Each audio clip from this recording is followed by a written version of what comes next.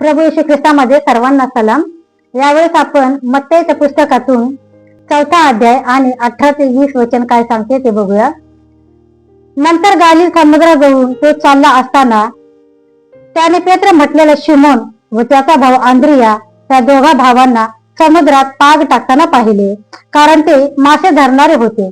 त्याने त्यांना म्हटले, माझ्या मागे चला, म्हणजे मी तुम्हाला माणसे धरणारे करीन। लागलेच ते जाळी सोडून देऊन त्याला अनुसरले। देवबाप या वचनावर आशीर्वाद पाठवो। बायबलमध्ये जेव्हा जेव्हा येशूने देव राज्यासाठी लोकांना पाचारण केले, तेव्हा त्याने अगदी साध्या लोकांना बोलावले। येशू गालिल समुद्राजवळ मासेमारी करणाऱ्या पेत्र व आंद्रिया यांना बोलावते। ते राजे, विद्वान किंवा धार्मिक नेते नव्हते, ते सामान्य काम करणारे लोक होते। म्हणजेच देवाचे बोलावणे पात्रतेवर नाही तर आज्ञाधारकतेवर आधारित असते, आणि देव सामान्य लोकातून असामान्य अशी कामे करून घेतो। या दोघांकडून सुद्धा येशूने असाधारण काम करून घेतले। माझ्या मागे या हे एक विशेष असे नात्याचे आमंत्रण आहे। म्हणजे ख्रिस्ती जीवन हे नियमापेक्षा नात्याबद्दल आहे। येशूच्या मागे चालणे म्हणजे त्याच्यावर विश्वास ठेवणे आणि त्याच्या मार्गावर चालणे। त्वरित आज्ञाधारकता।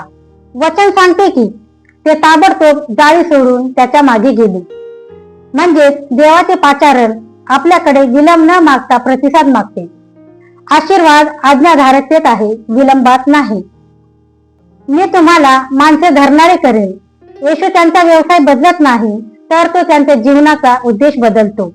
म्हणजे येशू आपल्याला आपण जे आहोत त्यातूनच घेऊन जे व्हावे असे देवाला वाटते तसे बनवतो।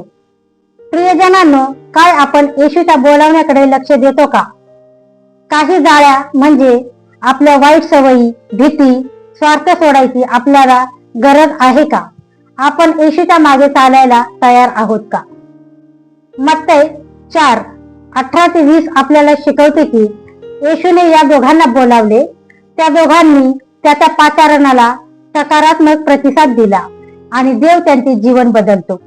आजही येशू म्हणतो, माझ्या मागे ये। तो आपले सामान्य जीवन देवाच्या उद्देशासाठी उपयोगी बनवू इच्छितो। काय आपण त्यासाठी तयार आहोत काय? देवबाप या वाचलेल्या वचनावर खूप खूप आशीर्वाद पाठवो।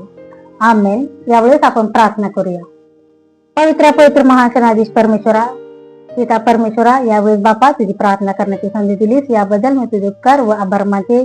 तुझ्या नावाला धन्यवाद देते, तुझी उपकार स्तुती करते। प्रेमळ पिता, जे वचन वाचले ते आशीर्वादित कर बापा।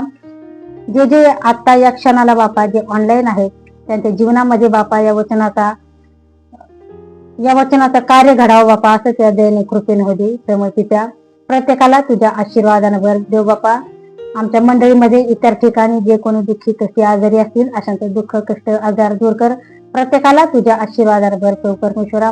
हे वचन समाजाकरता आम्हाला सहाय्य मदत केलंस, याबद्दल मी तुझे उपकार आभार मानते। तुझ्या नावाला धन्यवाद देते, तुझी उपकार स्तुती करते। प्रत्येकाचं जीवन तुझ्या हातामध्ये घेऊन आमच्या झालेल्या सर्व पापाची अप्रदानती ख्रिस्तामुळे दयेने व कृपेने क्षमा कर। तारणारा प्रभू येशू ख्रिस्त त्याच्यात गोड व प्रिय नावात मागते म्हणून तू आहे। आमेन।